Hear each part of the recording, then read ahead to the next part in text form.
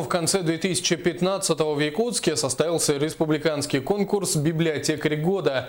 Мирнинский район представляла победитель заочного этапа, педагог и библиотекарь школы номер 5 из Айхала Татьяна Кузнецова. Как результат – абсолютная победа. С лучшим библиотекарем Якутии встретилась Оксана Мезенцева.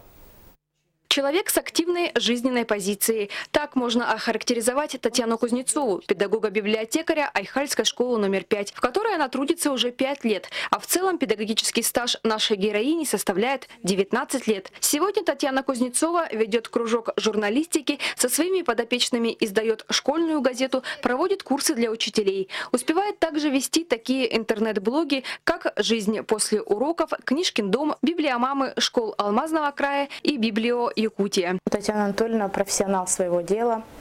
Человек очень творческий, креативный. У нее всегда много идей творческих.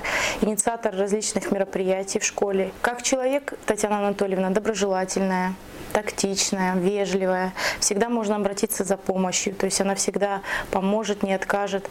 Значимый вклад Татьяны Кузнецовой в развитие библиотечного дела оценили и на республиканском уровне. Успешно преодолев 3 тура, представительница Алмазного края стала абсолютным победителем конкурса «Библиотекарь года-2015». В ходе мероприятия конкурсанты проводили мастер-классы и открытые занятия. Здесь Татьяна Кузнецова организовала для учащихся школы номер 7 города Якутска необычный урок, где школьники учились создавать электронную книгу. На втором этапе выставка была «Хобби», где было много чего интересного.